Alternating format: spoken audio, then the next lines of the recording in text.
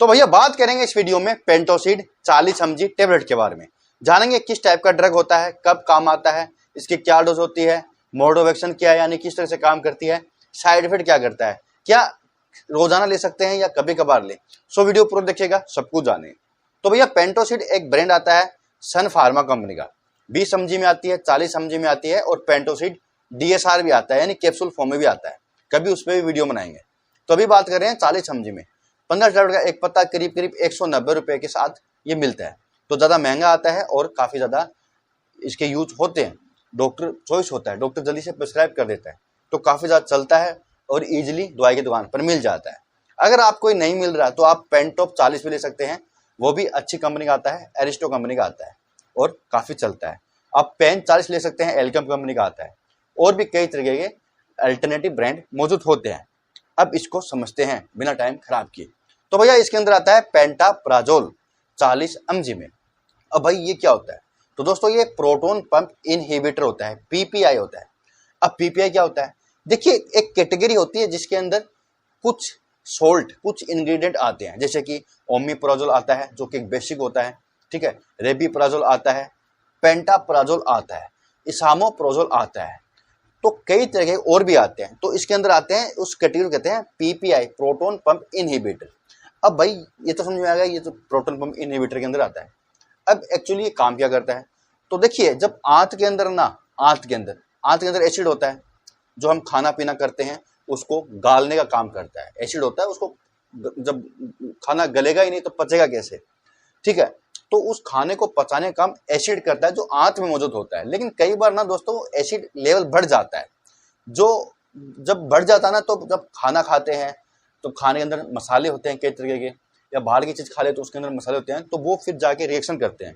उसे होता क्या कि उससे आपको हार्टबर्न होगा, गैस बनेगी, ठीक है, चेस्ट पेन होगा, गैस के कारण गैस के बुलबुले रिलीज नहीं होंगे, पेट फूला फूला दिखेगा, खाओगे तो एक रोटी लगेगा कि 10 रोटी खा लियो, इतना फूल जाएगा, भूख कम लगेगी, खाना पचेगा नहीं, तो कई तरह के ये प्रॉब्लम करता है।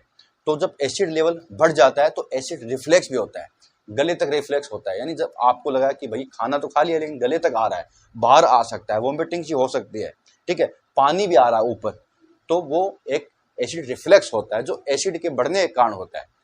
तो ये उस एसिड के लेवल को मेंटेन रखता है, यानी कम तो नहीं करता, उस बढ़े हुए एसिड को कम करेगा, बाकी एसिड को कम नहीं करेगा, क्योंकि वो भी जरूरी होता है, खाना पचेगा कैसे फिर। तो बढ़े हुए एसिड को कम करता है पेंटाप्राजोल या ओमिप्राजोल या रेपिप्राजोल या इसामोप्राजोल, यानी जो भी प्रोटोन पंप इनहिबिटर होता है, जो इस कैटेगरी के अंदर है, वो एसिड को कम करता है, बढ़े हुए एसिड को कम करता है। तो आप कोई भी ले सकते हैं, ओमिप्राजोल, रेपिप्राजोल, पेंटाप्राजोल, लेकिन ये तभी लेना चाहिए जब डॉक्टर ने दिया हो, क्योंकि नुकसान भी करते हैं, काफी लॉन्ग टाइम लेने पे नुकसान भी करते हैं। तो नुकसान के बारे में कभी आगे जानेंगे, वीडियो बहुत बड़ा हो जाएगा। ऐसे कोई नुकसान नहीं करता अगर आप कुछ दिन के लिए ले रहे हो, कुछ मंथ के ले रहे हो, या कभी कभार जरूरत पड़ने पर ले रहे हो, ऐसे नुकसान नहीं करता। लगातार कई सालों तक ले रहे हो तब जाके नुकसान कर सकता है, ऐसे नहीं करता। तो भैया बात करते हैं इसको किस तरह से कंज्यूम किया जाता है, यानी कब ली जाती है, खाली पेट या खाने के बाद लें।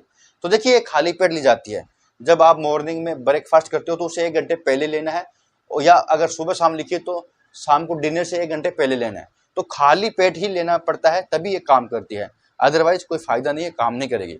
खाली पेट लेना है, उसके आधे 1 घंटे बाद आप कुछ खा सकते हैं, तो खाली पेट होना चाहिए।